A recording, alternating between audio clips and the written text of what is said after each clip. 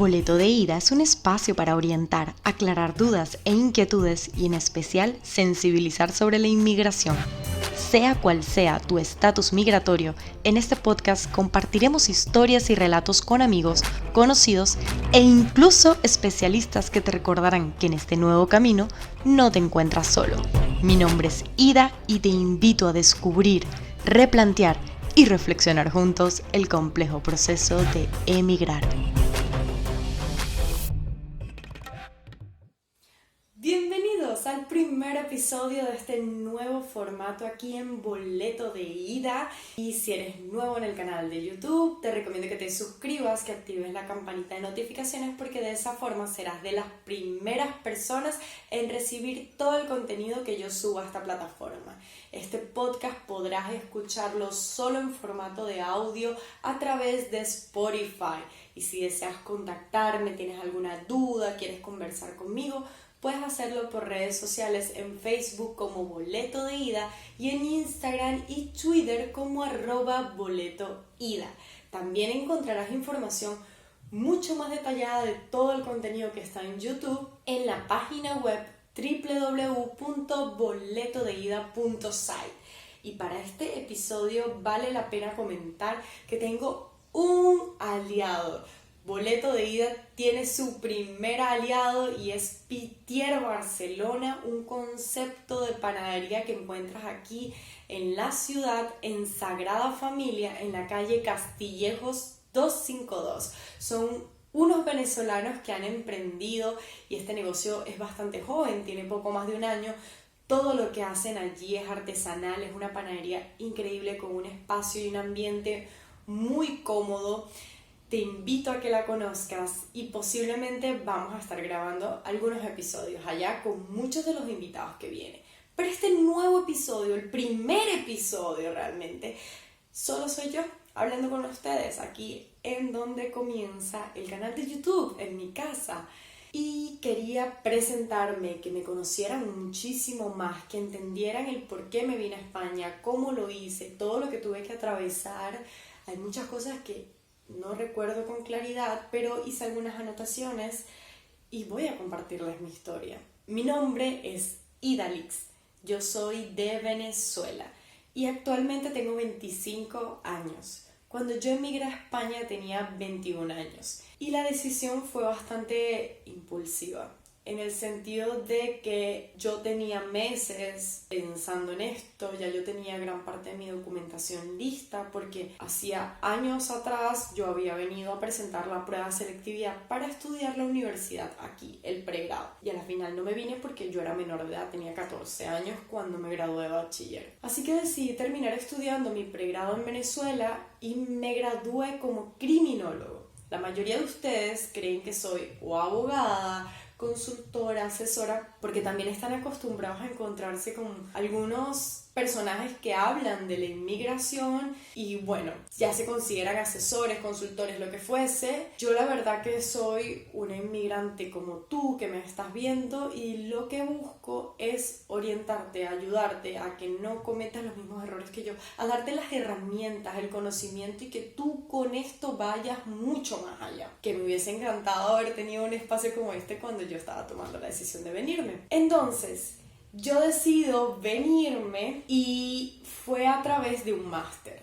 Yo comencé a averiguar y dije, bueno, voy a estudiar un máster, me refresco, voy afuera, estudio, me desarrollo académicamente, que es algo que me encanta, y me abro las puertas para un mejor desarrollo profesional. Cuando me aceptan en un máster aquí en Barcelona para temas de política, recibo la carta de aceptación por parte de la universidad el 17 de octubre por allí, pero el máster comenzaba el 28.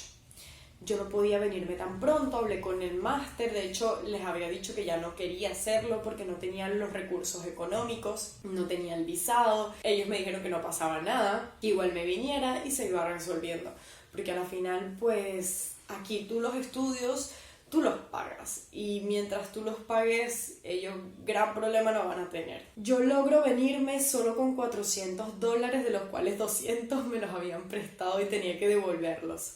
en los primeros 6 meses que yo estaba aquí. Y salgo de Venezuela el 14 de noviembre y llego el 15 a Madrid, Barajas. O sea, en menos de un mes ya yo estaba aquí desde que recibí esa carta de aceptación. Muchísimas personas me ayudaron, en serio, en mi trabajo me ayudaron a completar los apostillados, me prestaron el dinero, otras personas me regalaron el dinero, me dieron, mira, aquí tienes $10 o aquí tienes 20, fue como una cosa muy de comunidad, mucha gente me echó la mano, sobre todo mis padres también, que fueron como ese motor que dijo, tienes que irte, tengamos o no tengamos los recursos, tienes que irte, porque para los que no lo saben, y los que lo saben, Venezuela atraviesa una crisis muy importante, digna de sentarse a reflexionarla, a analizarla, pero esta crisis, fuera de lo que acabo de comentar, que luego en otros episodios vamos a poderla profundizar con muchas personas que van a venir, es que por lo menos para personas que quieran desarrollarse mucho más y alcanzar ciertos objetivos, el país se queda corto, no te lo va a permitir porque atraviesa una situación económica, social, cultural que te envuelve como una especie de miseria. Y la verdad yo no quería perder mi juventud ni mis capacidades allí. Yo amo mi país, espero algún día volver o desde lejos poder aportar, que es algo que siempre he tratado de intentar hacer, pero reconozco que lo que yo quiero para mí y en mi vida no estaba allí. Y eso duele si le tienes mucho aprecio a la tierra donde naciste, pero es algo que es un proceso que se entiende, que te va a permitir ser mucho mejor de lo que eras. Llego a Madrid, Barajas, el 15 de noviembre por la mañana. Y en mi vuelo regresaron a un montón de personas. Yo estaba súper asustada porque yo no tenía visado estudiante, solo tenía $400 y tenía el pasaje de regreso como para dentro de 3 meses, ¿no? Entonces como que si me pedían los recursos económicos o una reserva de hotel que tampoco tenía, no poseía la forma de mostrar todos esos requisitos y me podían regresar. A la final yo paso con el personal de migración y me sellan el pasaporte, me preguntan qué venía a hacer, les explico que venía a hacer un máster, bueno, mucho éxito, todo. Me sellan y no se dan cuenta que yo no tengo visado. Cuando paso a retirar mi maleta, ya me estaba esperando una amiga afuera, saco mi maleta, ella me abraza, de verdad que me sentí como que wow, alguien me está esperando. Y lo primero que ella hizo fue empezarse a quitar sus capas de ropa para ponérmelas, porque yo no traía nada de invierno y estaba haciendo mucho frío en Madrid en ese momento y mucho viento. Claro, me iba a impactar un poco el clima porque yo vengo del trópico. Así que bueno, estuve con ella todo ese día y el 16 a la 1 de la mañana tomé un taxi hasta el aeropuerto de Madrid y ahí tomé un bus que me trajo a Barcelona. Ese bus era el medio de transporte más económico para trasladarme entre estas dos ciudades, porque recuerden, yo no traía mucho dinero.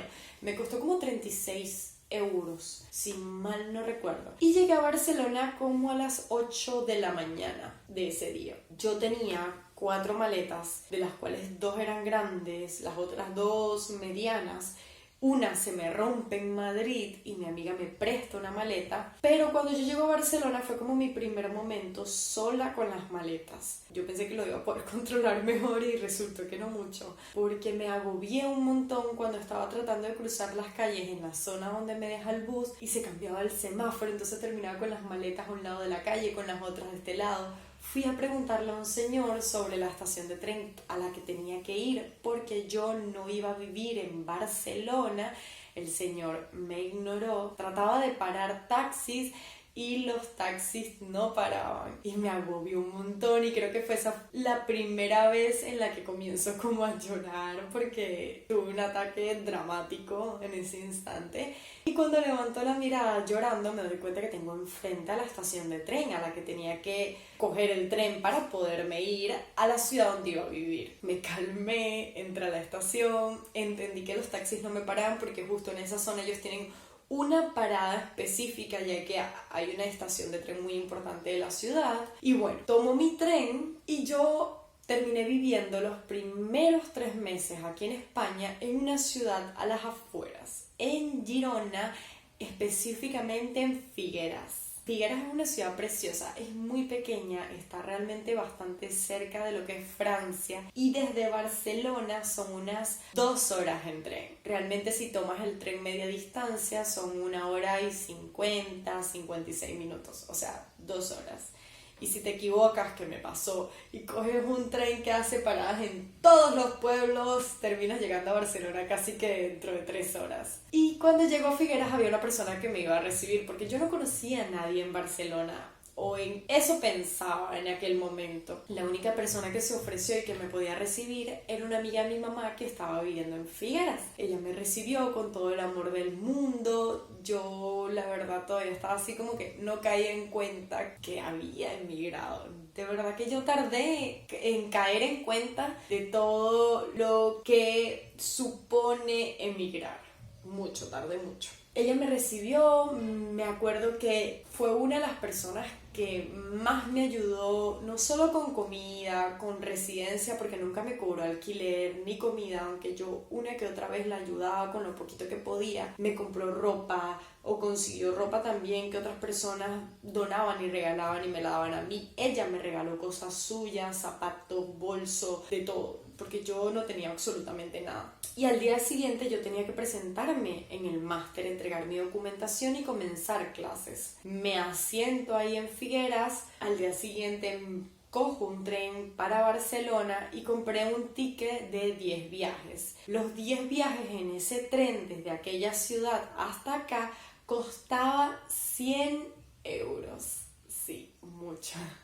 Así que tenía que administrar muy bien ese ticket. Cuando llego a Barcelona, de hecho no llegué a Barcelona porque cometí error y tomé otro tren y terminé a las afueras de Barcelona en otro sitio, tuve que tomar un taxi, retomar hacia Barcelona, llegué a la universidad, me presenté y les expliqué que yo no tenía ni visado de estudiante ni los recursos económicos, cosa que ya ellos sabían desde que yo venía a Venezuela, pero creo que no se lo habían tomado muy en serio. Cuando llego aquí les explico todo esto, bueno, la coordinadora del máster dijo voy a hablar con el director y como con la comitiva a ver qué podemos hacer en tu caso. Igual yo entregué mi documentación y entré a clases, pero ya el grupo tenía como un mes de clases que yo no había recibido. Ese mismo día, una amiga de Venezuela, una conocida que estudió conmigo en la universidad, me contactó porque vio en mis historias de Instagram que yo había colocado un libro que estaba escrito en catalán. Y ella, que era un libro que me habían dado en la universidad, y ella me dice, ¿estás viviendo en Barcelona? Me lo pregunta realmente. Y yo le digo, sí, claro,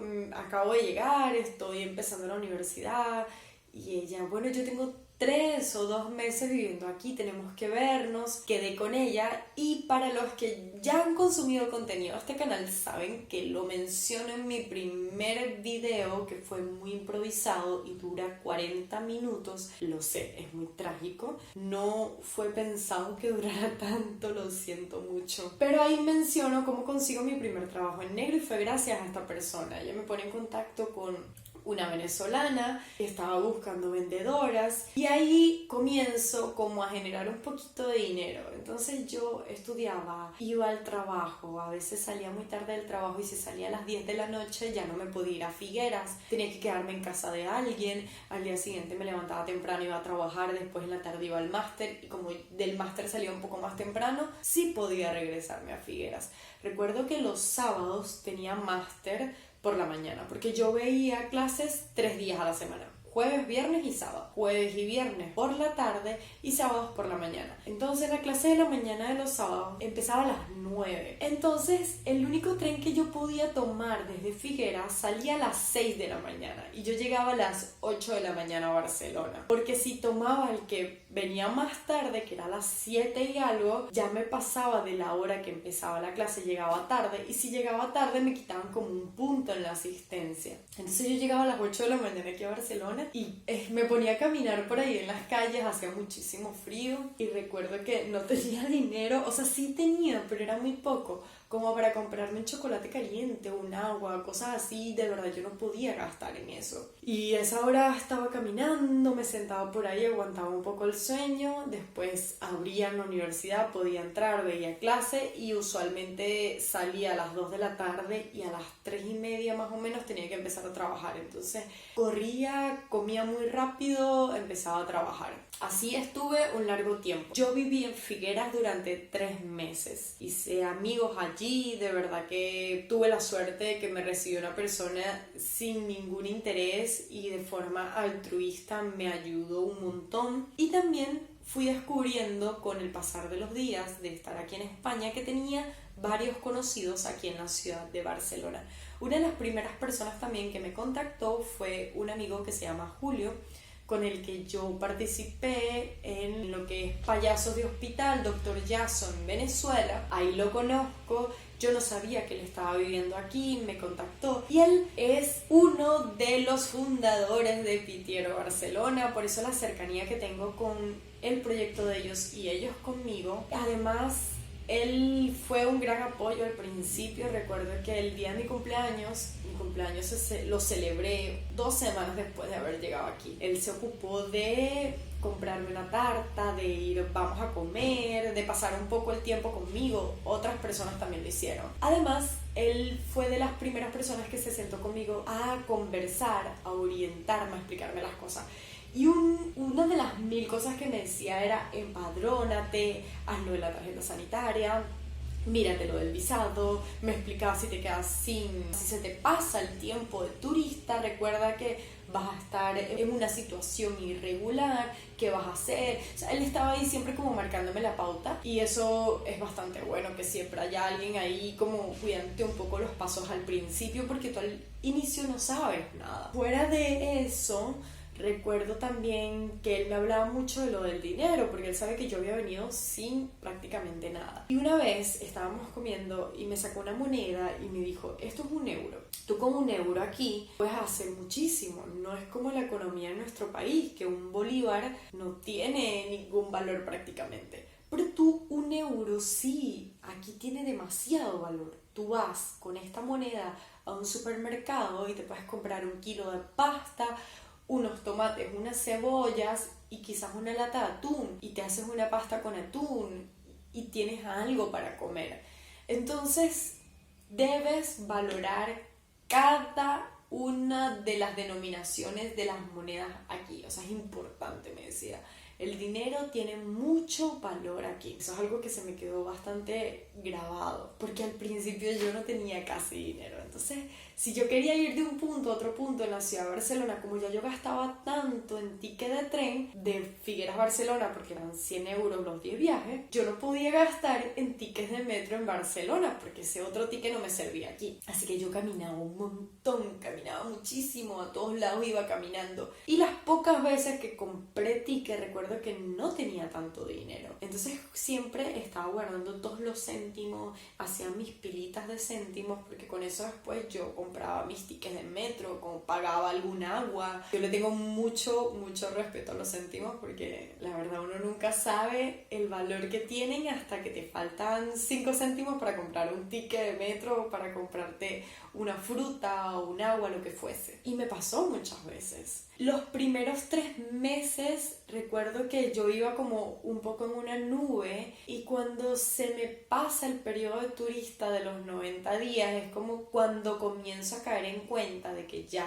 si regreso a Venezuela me pueden sancionar aquí, colocar una multa, o me pueden colocar una prohibición de entrada de 5 años por haber estado irregular. Como también hay gente que lo hace y ni se dan cuenta. Pero yo no iba a correr ese riesgo, iba a abandonar el máster. Yo no quería abandonar el máster porque para mí el máster era ese desahogo de todo mi día a día entre trabajar, tener tan poco dinero para vivir. Entonces el máster me desahogaba un montón, me ayudaba emocionalmente y bueno, logré ahorrar algo y me vine a vivir a Barcelona. Mi primera habitación me costó 290 euros y vivía cerca de la estación de Tarragona. Era bastante céntrico, la verdad, porque yo me podía ir caminando hacia la parte más centro de la ciudad. Tenía una estación de metro línea verde cerca, o sea, una manzana de mi casa. ya cada vez hacía más amigos. Antes de eso, tengo una anécdota muy graciosa. Cuando estaba en Figueras, una vez me quedé dormida en el tren, regresando en el último tren de noche. Cuando yo cogía el tren a las 9 y algo, que era el último tren, llegaba a Figueras a las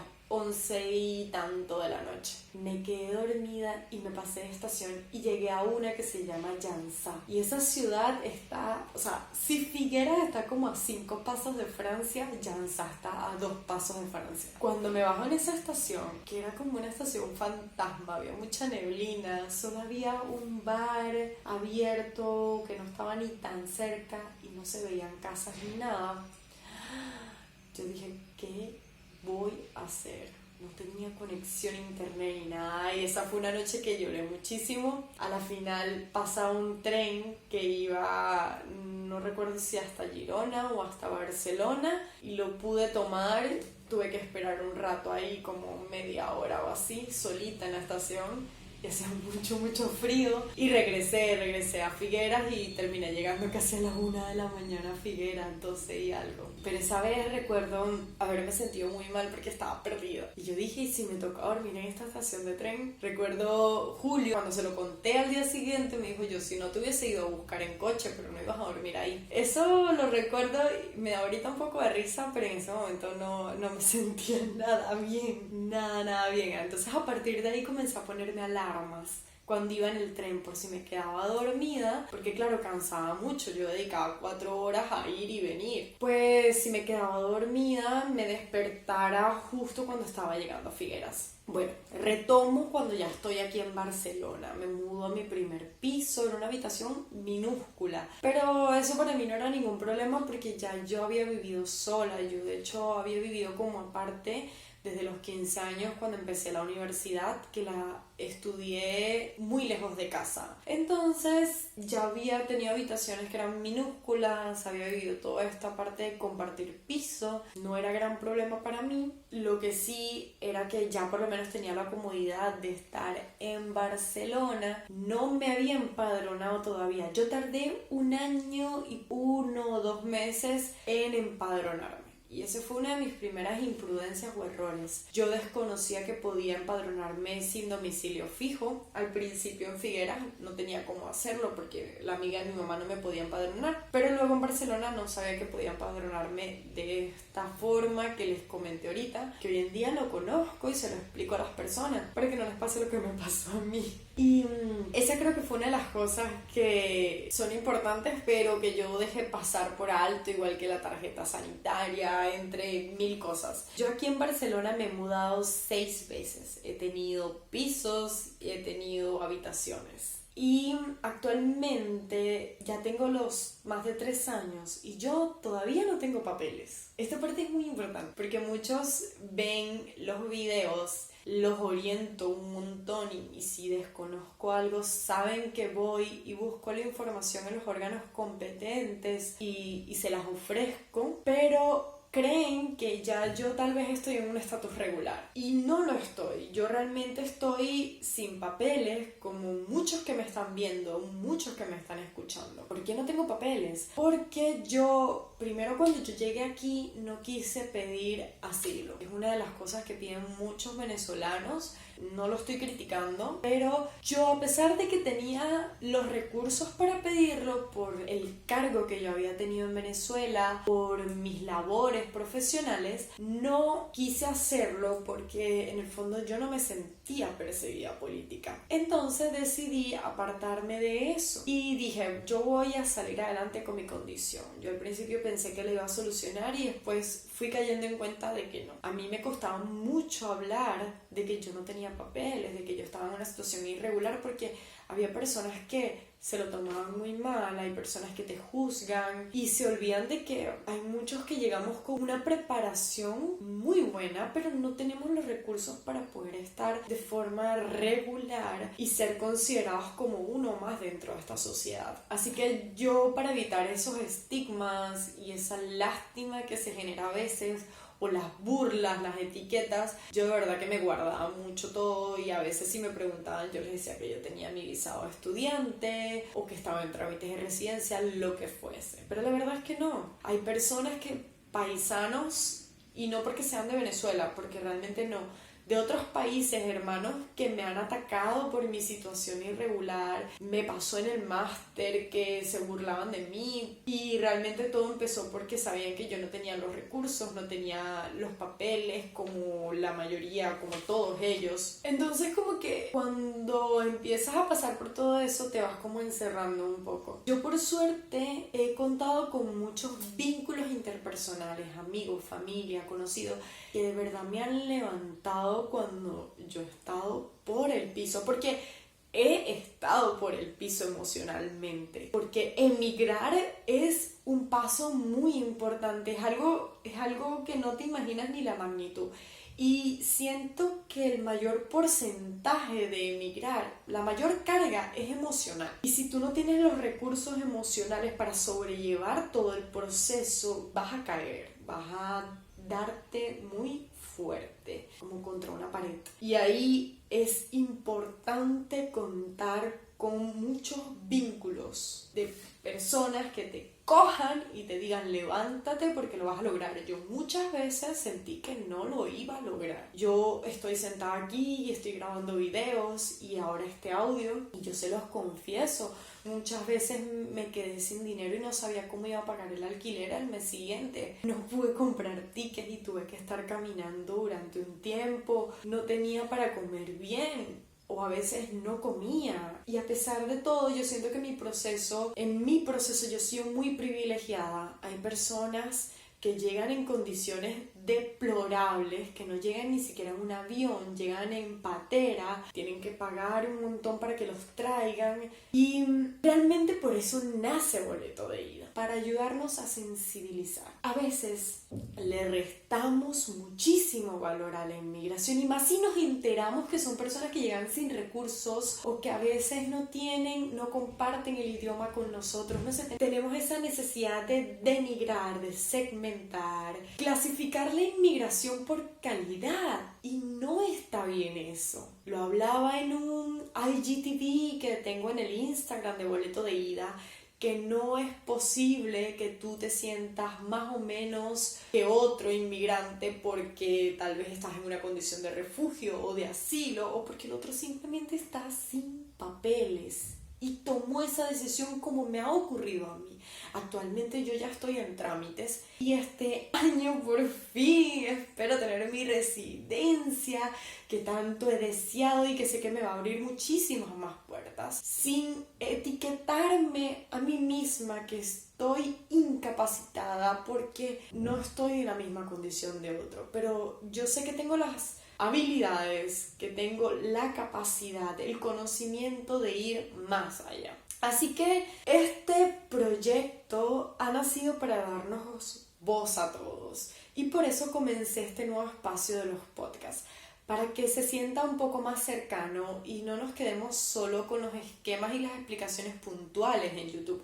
Ahora, el que lo quiera seguir consumiendo así, no se preocupe, yo voy a seguir subiendo esos videos, ese contenido. Pero si quieres que conversemos, quieres escuchar otras cosas, pues bienvenido a este formato. Ya hoy en día he aprendido muchísimas cosas y quiero compartirlas con ustedes. Quiero que no cometas los mismos errores que cometí yo, pero también quiero que sepas que se puede hacer, que puedes salir adelante, que vas a superar los obstáculos si te lo propones. Y además, no te creas una isla. No lo vas a lograr solo. Vas a necesitar mucho apoyo, vas a necesitar amigos, gente que te eche una mano, gente que te haga clic. El clic es muy importante. Cuando te estás perdiendo, alguien venga y te diga, hey, tú viniste por esto. Tienes que recordarlo, no te puedes rendir, porque mucha gente hubiese querido tener esa oportunidad que estás teniendo tú. Yo creo que ya eso es bastante información. Vienen buenos capítulos, vamos a conocer gente de diferentes nacionalidades, su proceso, su toma de decisiones. Creo que les va a gustar muchísimo. Estoy muy agradecida porque hayas visto este video, porque hayas consumido este podcast aquí a través de Spotify. Y recuerda, suscríbete al canal, activa la campanita de notificaciones. Si quieres, escríbeme por redes sociales o entra en mi página web y lee un poco más de todo lo que tengo para ti en www.boletodeida.site. No te apartes de tu camino, no dejes que pongan en duda tus decisiones. Yo sé que emigrar es complicado, pero nadie decide abandonarlo todo solo por realmente diversión. En el fondo quieres una vida mejor, y si tú quieres una vida mejor, tú te mereces una vida mejor. Así que no lo olvides. Gracias de verdad por haberme acompañado, por haberme escuchado. Nos vemos muy pronto.